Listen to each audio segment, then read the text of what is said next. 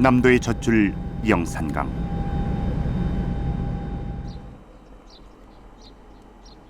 영산강 중류 나주 영동리에서 지난 2005년 다양한 형태의 무덤이 무더기로 발굴됐다. 5, 6세기 것으로 추정되는 무덤 안엔 놀랍게도 인골이 거의 훼손되지 않은 채 남아 있었다. 1500년 동안 잠들어 있던 인골은 발굴과 함께 논란에 휩싸였다.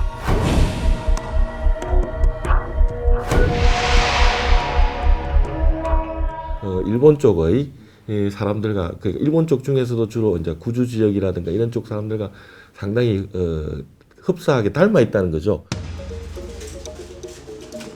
인골의 정체를 밝히기 위해 발굴팀은 전문기관에 DNA 검사를 의뢰했다.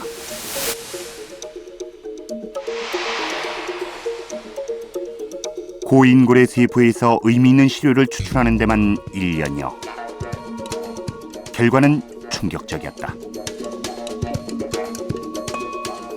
저희들이 그 영동리라고 하는 데서 나온 것은 현대인으로 봤을 때 일본의 현대인과 상당히 유사한 그런 결과가 나왔고요. 이번 결과는 전혀 예상치를 못했습니다. 많이 당황스러우면서도 한편으로는 고고학적으로 굉장히 흥미로운 이야기거리가 되겠다. 왜 이곳에서 현대 일본인과 유전적으로 가장 가까운 인골이 나온 것일까? 1500년 전 이곳엔 과연 누가 살았을까?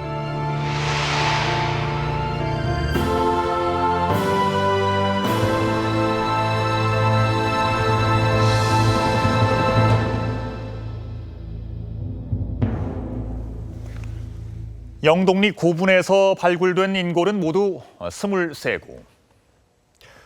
1500년 전에 인골이 이처럼 많이 발견된 것은 이번이 처음입니다. 1500년 전이라고 하면 고구려 백제 신라의 삼국시대, 그리고 인골이 발굴된 전라남도 나주는 우리가 백제 지역으로 알고 있었던 곳입니다. 그런데 속속 드러나는 고고학적 증거에 의하면은 이곳 사람들은 백제와는 사뭇 다른 문화를 갖고 있었던 것으로 보입니다. 과연 인골이 발굴된 이 무덤의 주인은 누구였을까요?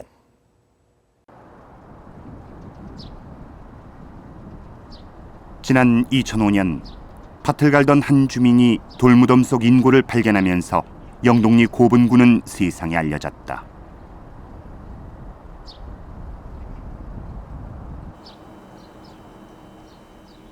최근까지 4차에 걸쳐 발굴한 결과 이곳엔 웬만한 왕릉에 버금가는 7개의 커다란 봉분이 있었던 것으로 확인됐다.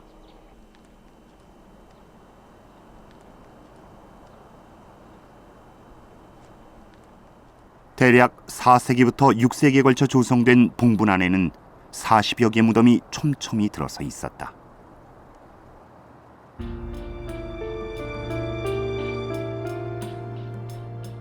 무엇보다 놀라운 것은 인골의 발견이었다. 1500년 전 인골이 거의 훼손되지 않은 채 무더기로 발굴된 것은 이번이 처음이다. 어떻게 인골은 1500년을 버텨낸 것일까? 지금 여기 보시면은 색깔이 이렇게 두 개가 차이가 납니다. 여기는 연두색이고 여기는 이제 젓갈색을 띠고 있는데, 이 연두색을 띠고 있는 이 흙이 이 인근에 있는 영산강에서 갯벌을 퍼와서 이 석실을 만들면서 주변 아주 빈 공간들을 이 갯벌을 이용해서 전부 밀폐를 합니다. 그렇게 밀폐가 됐기 때문에 전체적으로 돌아가면서 밀폐를 했기 때문에 이 안에 들어있던 인골은 그대로 1500년이라는 시간이 흘렀어도 아주 그 상태가 좋게 보존이 되었던 겁니다. 매장 방식도 독특했다. 무덤 하나에 많게는 5구까지 여러 구의 인골이 함께 안치돼 있었다. 당초에 아마 한 분이나 두 분 정도를 안치했던 것 같아요. 안치했다가 나중에 또 가까운 분이 돌아가시면은 다시 그 고분을 파내고요. 그리고 입구를 열고 또 추가로 안쪽에 안치를 합니다. 이때 이제 그 안에 피장자, 기존에 묻혔던 피장자가 이제 이른바 탈골이 됐다고 하는데, 뭡니까 뼈만 남게 되는 이제 백골화되죠. 백골화된 뼈들은 한쪽으로 가지런히 정리를 해놓고 새로 인골을 또 안치를 하고 하는 그런 방식을 취하고 있습니다.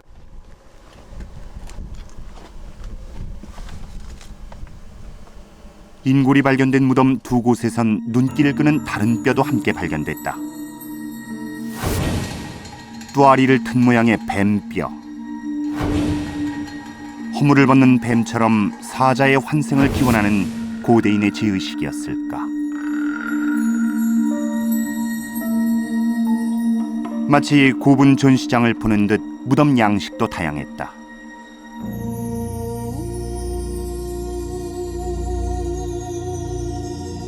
돌을 쌓아 시신이 들어갈 방을 만든 백제식 돌방 무덤이 8기.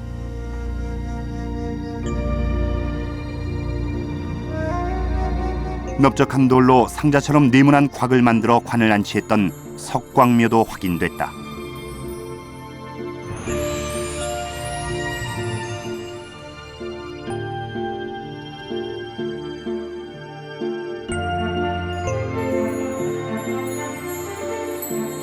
가장 많이 발견된 것은 옹관묘. 큰 항아리를 관으로 사용한 옹관은 현재까지 28기가 확인됐는데 특이하게도 똑바로 세운 채 매장한 직치옹관도 발굴됐다.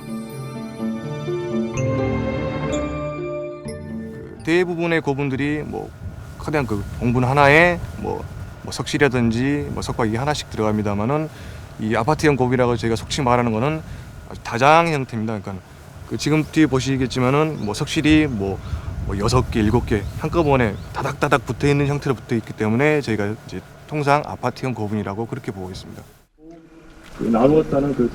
아파트형 고분은 백제의 중심지였던 부연화 공주에선 보기 힘든 무덤 양식이다.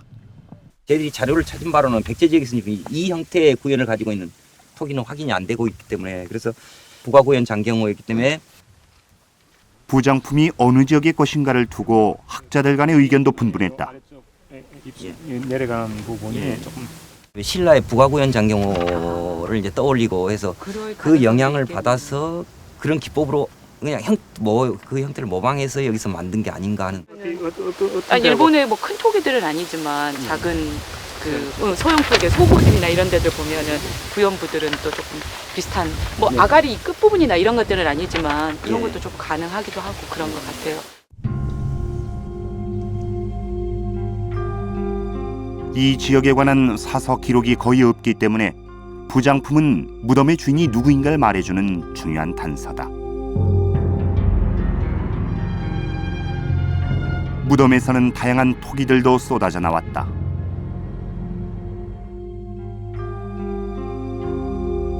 백제뿐 아니라 신라, 가야 등 주변 국가들의 토기가 뒤섞여 있어 이들이 활발한 교류를 했음을 짐작케 한다.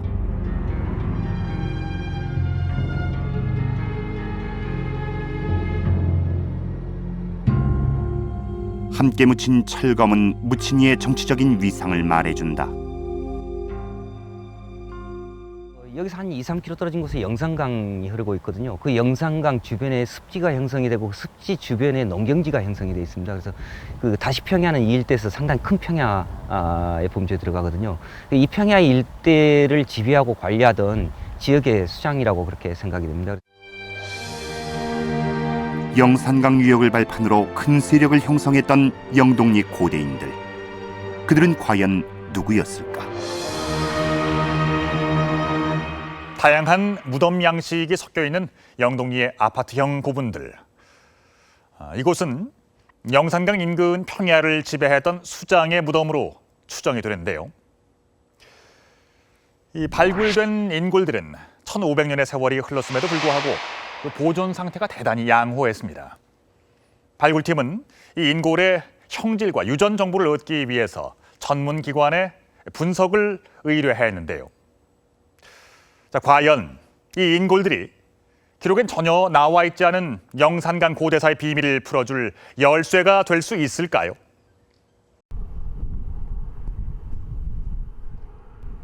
인골의 대량 출토는 뜻밖의 성과였다. 정체가 불분명한 아파트형 고분의 주인을 밝히기 위해선 인골의 형질 정보가 중요했다. 북경원이라 해야 돼요? 기록해 놓더라고요. 동아대 고고학연구실은 전국 각지에서 발굴된 고인골의 집산지다. 두개골의 형태상 특징과 각 부위의 길이 측정, 치아 상태 등을 살펴봄으로써 피장자의 실체에 접근할 수 있다.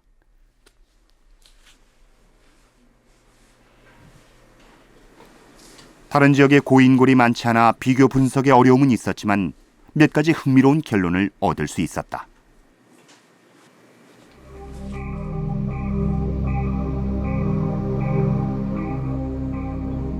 영동리에서 수습된 인골 23구 중 석실의 인골이 가장 보존 상태가 좋았다. 그런데 석실은 전형적인 백제식 무덤.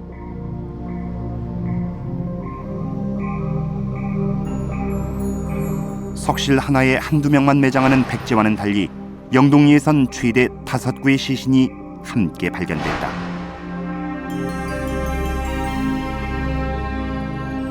이 뼈들이 이렇게 완전히 백골화된 단계에 이렇게 한쪽으로 이렇게 치워졌다는 거죠. 치워지고 그 다음 사람이 들어가기 위해서 또 자리를 확보하고 한 세대, 두 세대만의 구성된 가족 묘가 아니라 적어도 세 세대, 네 세대까지 떨어지는 그러한 구성원들로 구성된 가족묘라고 보는 것이 더 타당하지 않을까. 몇 세대에 걸친 다장은 영산강 유역의 고유한 풍습으로 무덤 주인이 토착 세력이었음을 말해준다. 현재로서는 상당히 그 영산강 쪽 사람들이 좀 재밌는 것이 이렇게 얼굴 이목구비가 상당히 이렇게 중앙으로 집중되어 있는 그런 좁은 이목구비를 가지고 있다는 것이 신라나 가야 지역의 사람들과는 좀 다른 특징이라고 현재 좀 생각되어지는 부분입니다. 보시는 바와 같지만 우리가 육안으로 봤을 때도 일반적으로 여기에 나타나는 콧등에서의 거리에서 요까지 거리가 상당히 이렇게 좁혀져 있어서 오히려 보시는 요 이마 부분에 상당히 이 비율이 넓게 분포하고 있다는 거죠. 한눈으로 보아도 영동 인골의 차이점은 확연했다. 지금까지 한반도에서 발굴된 인골과는 다른 생김새다. 이 얼굴들이 이렇게 이목구비가 모여 있는 그런 특징들을 보이고 있는 것이 되려 뭐냐면은 그런 특징들을 많이 보이고 있는 일본 쪽의 사람들과 그 일본 쪽 중에서도 주로 이제 구주 지역이라든가 이런 쪽 사람들과 상당히 흡사하게 닮아 있다는 거죠. 보다 정확한 정보를 얻기 위해 중앙대학교의 DNA 분석을 의뢰했다. 연구자의 신체 접촉으로 고인골 표본이 오염되지 않도록 각별한 주의가 필요하다.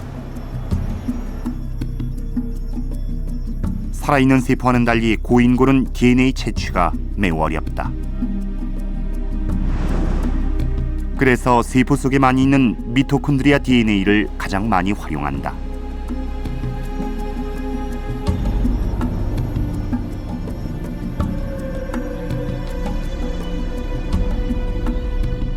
(1500년) 전 인골이 베일을 벗기까지 1년여의 시간이 필요했다.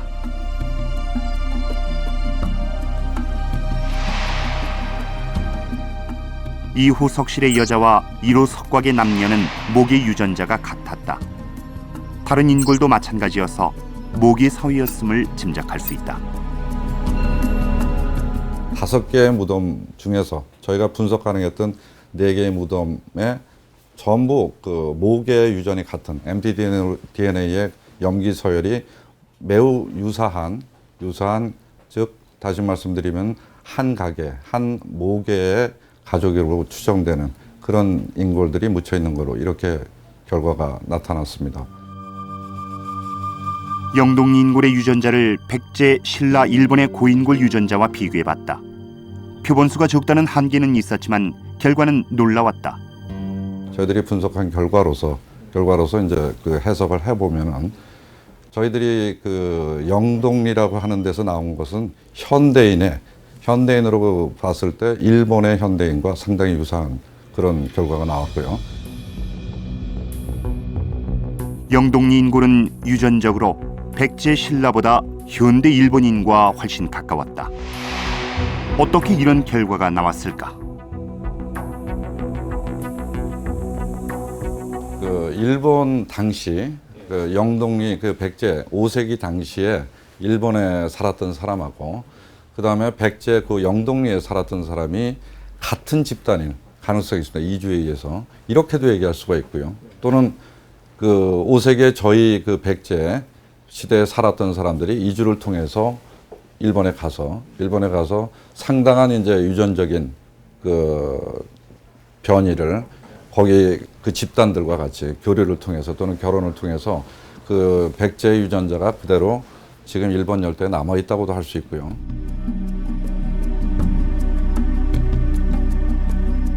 이 지역 토착 세력으로 추정되는 영동리 인골. 유전자 분석 결과는 영산강 유역 세력이 한반도보다는 일본에 더 많은 영향을 미쳤다는 것을 보여준다. 과연 이들의 영향권은 어디까지였을까?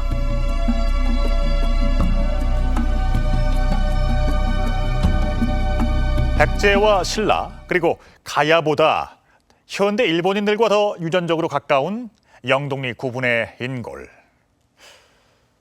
어떤 형태로든 일본과의 활발한 교류가 있었다는 의미일 텐데요.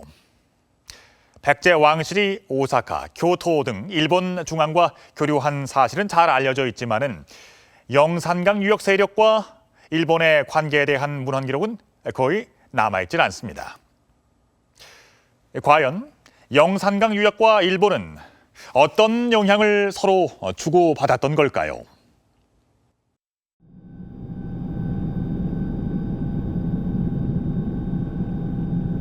한반도 땅끝, 전라남도 해남. 고대부터 한중일 해상 교류의 거점이었다.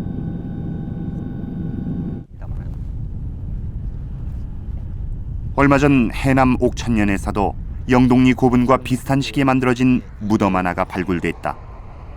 고분 그 파리들을 분양하는데 그걸 아마 그런 그 전통을 유지를 하고 있는. 넓적한 돌로 만든 네모난 곽에 관을 안치했던 석광무덤. 규모는 크지 않았지만 흥미로운 부장품이 출토되면서 학계의 관심을 모았다. 안 좋은 흙들은 바닥에다. 그 중에서도 특이한 모양의 토기 한 점이 눈길을 끌었다.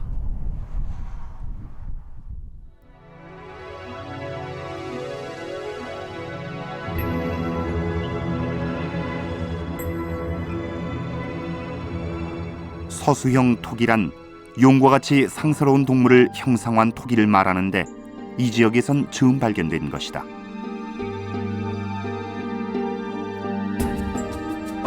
죽은 사람이 서수를 타고 편안히 하늘나라로 가길 바라는 제2의 목적으로 만들어졌다. 그런데 해남의 서수형 토기에는 성기를 드러낸 토우, 즉 진흙으로 만든 인형이 올라타 있다. 토우는 신라의 대표적인 조형 양식이다.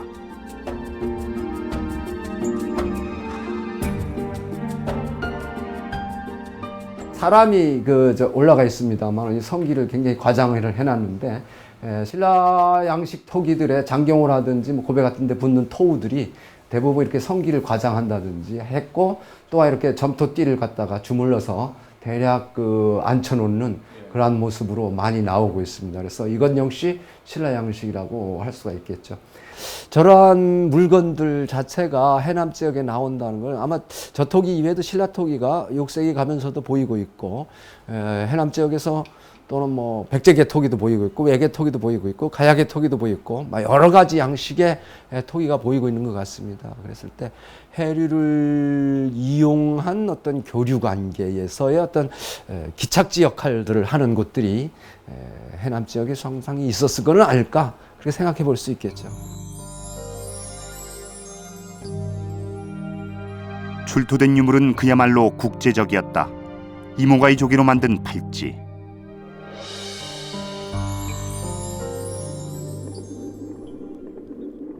조개 팔찌는 일본 남쪽 오키나와에서 서식하는 이모가이나 스이지가이 조개로 만드는 대표적인 일본 특산품이다.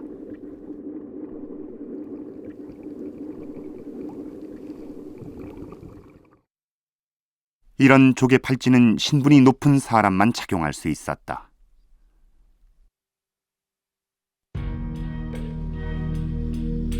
학자들은 만이총의 주인이 국제 상인이었을 것으로 보고 있다.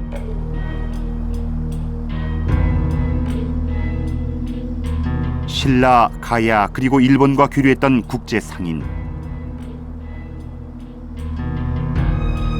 이들 역시 영산강 유역을 장악한 세력 중 하나였다. 만의 총에서 출토된 세발무늬 토기는 영산강 유역의 고유 토기다. 마치 밟고 지나간 듯 새의 발자국이 선명하다.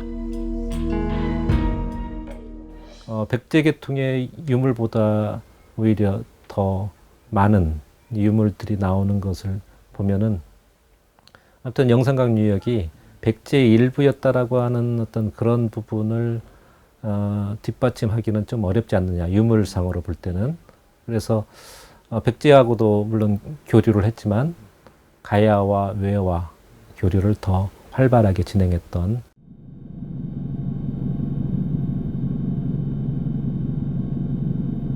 이순신의 명량대첩으로 더 잘 알려져 있는 명량해협. 그는 이곳의 험한 물길을 이용해 대승할 수 있었다. 특히 해남 울돌목은 해류의 방향이 일정하지 않고 물살이 빨라 물길을 모르면 통과 자체가 쉽지 않다.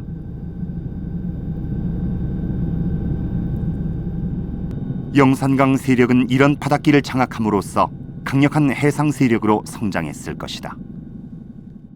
백제가 외와 통교할 때 중간에 그 소위 꼭 거쳐야 되는 그런 지역이기 때문에 이쪽 세력들의 어떤 힘을 빌리지 않고는 항의하기가 굉장히 어렵잖아요. 그런데 그런 점에서 어떻게 보면 이쪽 지역 세력이 향도 역할을 했을 가능성도 굉장히 높다고 저는 생각을 하고 있습니다.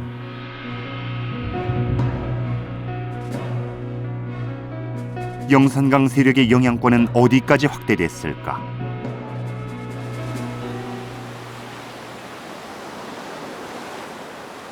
지금도 우리나라와 활발한 교류를 하고 있는 일본의 후쿠오카.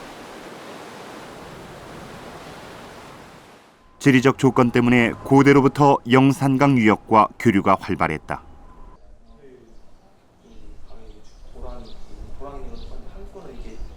후쿠오카의 반츠카고분.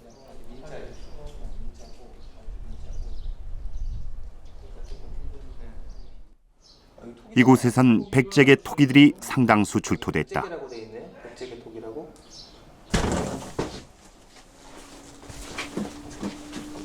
하지만 토기는 백제계라기보다는 영산강 유역 토착 세력의 것이었다. これが万塚古墳から出土した長足紋土器、鳥の足の模様がここについております。そういう土器です。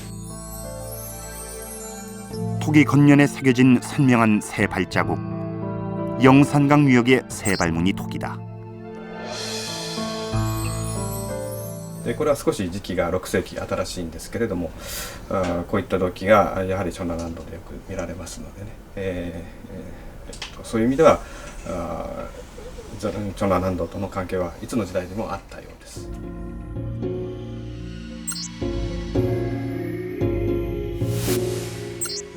반츠카 고분에서 발굴된 세발무늬 토기는 이곳이 영산강 토착 세력의 영향권이었음을 보여준다. 이 그 영산강 유역의 특징적인 게 이제 만개통의 토기입니다. 만개통의 토기인데 그 새 발자국이라는 저종문 토기가 있죠. 저종문 토기가 일본에서 나오는 경우는 이건 뭐 거의 전적으로 이건 영산강 유역에서 뭐 건너왔다라고 할 수 있는 토기들이거든요.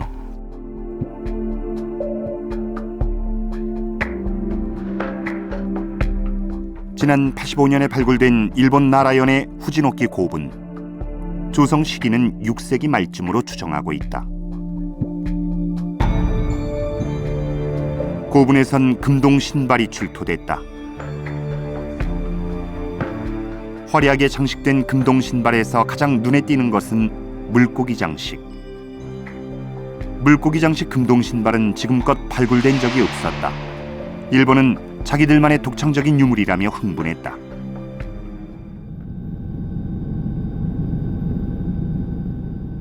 그런데 10여 년이 흘러 지난 90년대 중반, 한반도에서 또 하나의 물고기 장식 금동 신발이 발견됐다.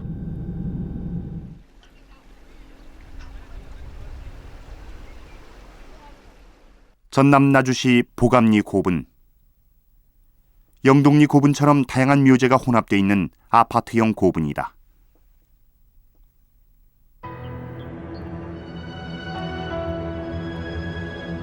금동 신발은 옹관이 안치된 석실에서 발견됐다.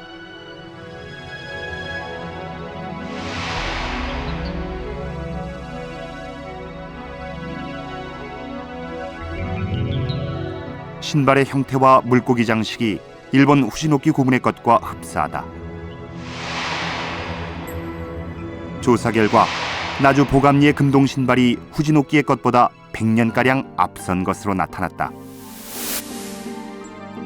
일본의 것에 비해 장식이 절제되어 있는 보감리 금동 신발. 물고기 모양도 훨씬 사실적이고 정교하다.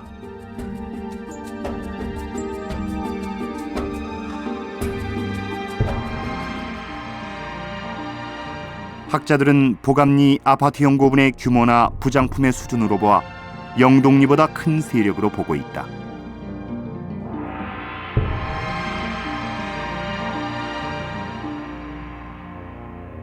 보감리에선 특이하게 옹관을 석곽에 매장한 무덤도 발견되는데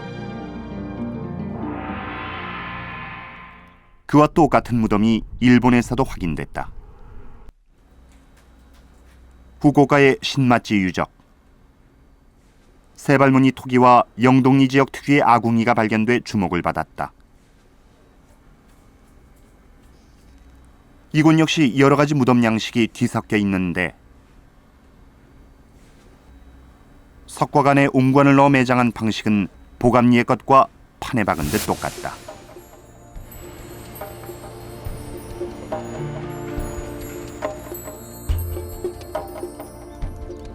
속속 드러나는 일본 내 영산강 세력의 유적은 이들의 영향권이 광범위했음을 보여주고 있다.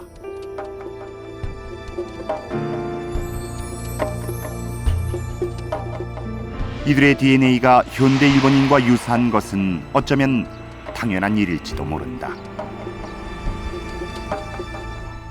3, 4세기대에 그 영상유역 사람들이 일본 구주나 오사카 지역으로 많이 넘어갔기 때문에 형질유학적으로 한반도 남부 지역과 일본 구주나 오사카 지역하고 밀접하기 때문에 비슷하게 나타난 걸로 해석하고 싶습니다.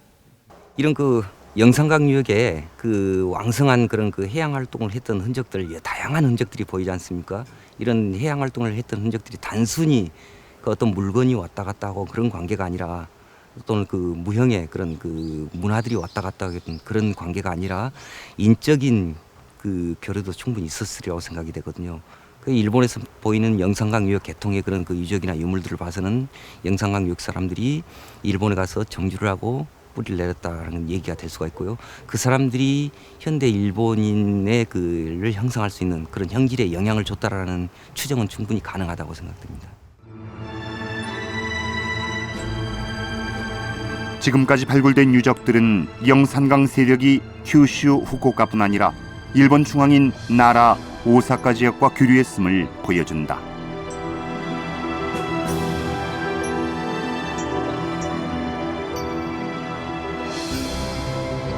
지금까지 백제 중심으로 서술됐던 한반도와 일본의 교류사는 그보다 앞서 문화를 전파했던 영산강 세력을 중심으로 새롭게 조명돼야 하는 것은 아닐까.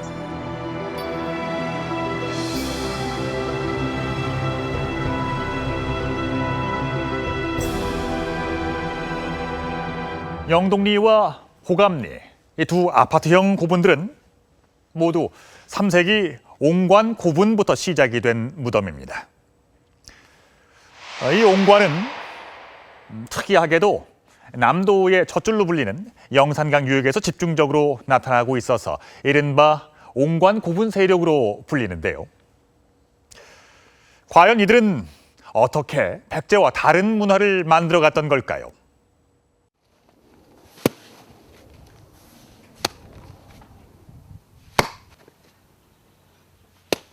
지난해 나주문화재연구소에서 대형 옹관 재현에 나섰다. 진흙에 모래를 섞어 강도를 높이고 점토를 가래떡처럼 빚어 한 줄 한 줄 쌓아 올리는 1500년 전 제작 방식 그대로 성형에 들어갔다.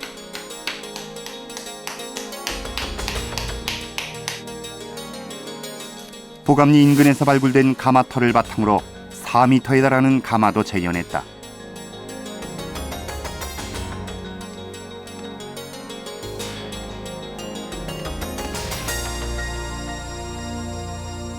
옹관은 건조에만 2개월이 걸렸다.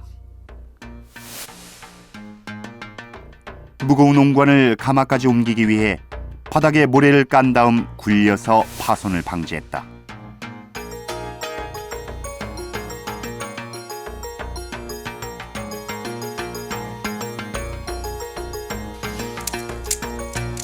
꼬박 하루 24시간 일주일 동안 10톤이 넘는 나무를 땔감으로 사용했다.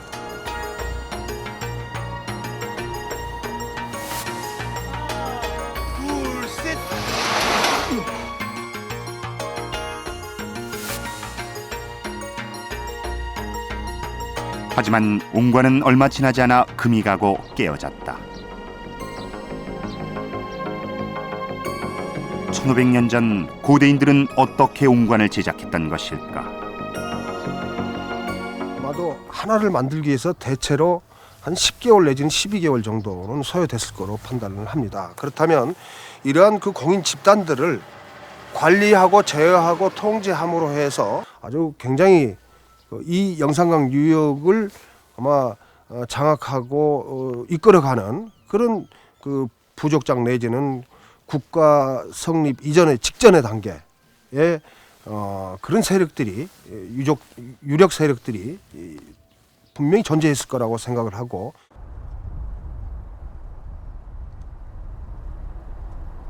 현재까지 영산강 유역에서 발굴된 옹관만 500여 개. 아직도 곳곳에서 옹관을 캐내고 있다.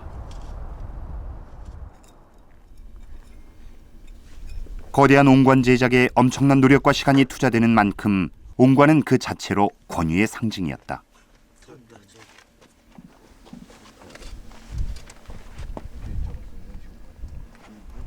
크기가 다른 항아리 한 쌍을 맞물려 관으로 사용한 옹관.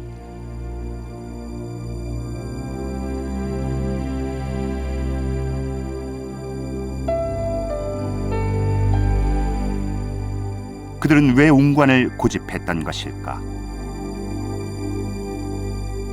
토기를 둘로 합치면은 마치 알처럼 보이거든요. 형태적으로 봤을 때. 그래서 그 알 속으로 집어넣는다는. 그래서 이제 우리가 원래 태어날 때 알 속에서 태어난 거잖아요. 그렇기 때문에 아무래도 그런 걸 알고 알 속으로 집어넣어서 빨리 부활해라. 재생의 의미. 이런 뜻을 가지고 아마 이제 토기를 사용했지 않았나. 더러 아이를 매장하기 위해 작은 항아리를 사용하는 경우는 있지만 수장층을 매장하기 위해 대형 옹관을 사용하는 곳은 영산강 일대가 유일하다. 5, 6세기는 옹관이 최고조에 달하는 시기로 2m가 넘는 대형 옹관도 출토된다. 옹관묘에서는 그 부장품이 화려하거나 그런 것이 상대적으로 약합니다. 초기에는 철제 칼도자라든지 또는 토기 몇 점, 옥류 몇 점 정도 나옵니다만 나중에 5세기에 가야 비로소 장검이 나온다든지 그런 무기류가 나옵니다. 이 시기를 거치며 옹관 고분 세력들은 정치적으로도 강력해진다.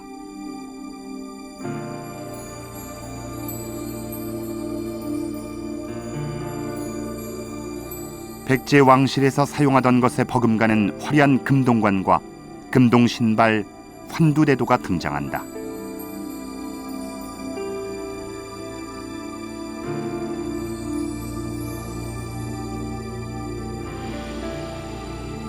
학자들은 옹관 고분을 공유하는 영산강 유역 세력이 국가 형성 전의 연합체 단계까지 정치력을 키웠을 것으로 보고 있다.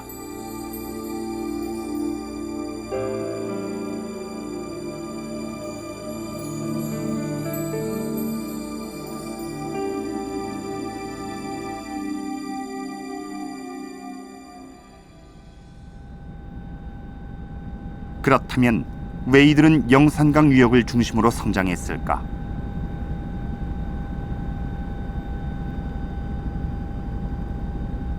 옹관 고분의 발굴지는 영산강 유역 평야지대에 집중돼 있다.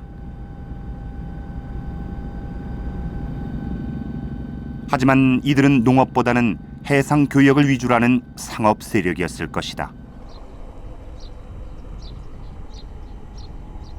학자들은 백제왕릉에 버금가는 유난히 큰 옹관 고분의 봉분이 해상 세력의 흔적이라고 보기도 한다.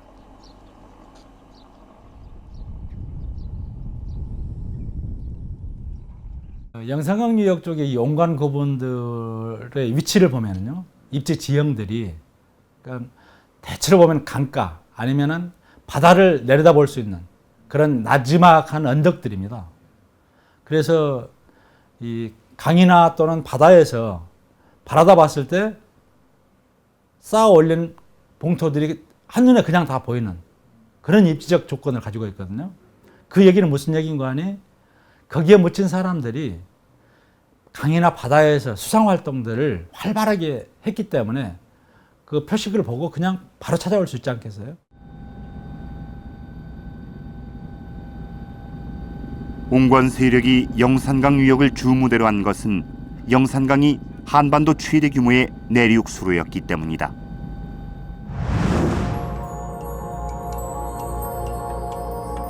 지난 2006년 영산강 유역에서 고려시대 것으로 추정되는 나무배 조각이 발굴됐다.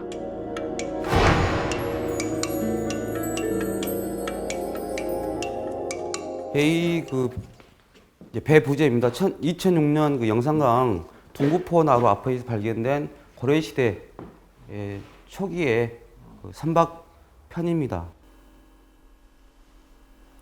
우리나라에서 세 번째로 발견된 고려시대의 선편. 모두 7개가 수습됐는데 파편의 크기로 미뤄보면 대략 200톤가량의 대형 선박이 만들어진다.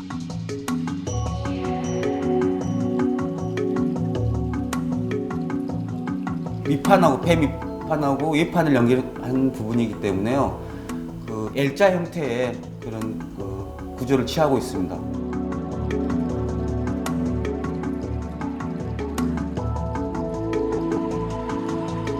밑판과 위판 그리고 이 정통지 규모로 봐서 약 그 32m에서 42m 정도의 대선이었을 것으로 추정되고 있습니다. 또 그런 고려시대 때 그 문헌 기록에도 이런 대선 기록들은 남아 있습니다. 또 나주에는 그 영산창이 있어가지고 옛날 그 조창이 있었거든요. 쌀 1000석을 실을 수 있을 정도의 대선이었던 나주선은 영산강 유역에서 생산된 쌀을 실어 날랐다.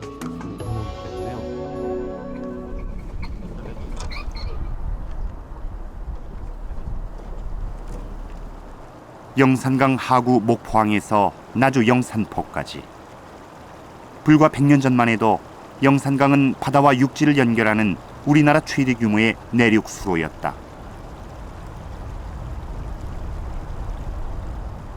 옆에 보시면 이제 그 충지역 대지가 이렇게 형성되어 있는데요. 이제 강이 수천 년, 수만 년 흐르는 과정에서 이런 부분들이 이제 그 메꿔지고 하는 그 과정이 있는데 지금보다 그 강폭이 한 6배 정도 더 크지 않았나.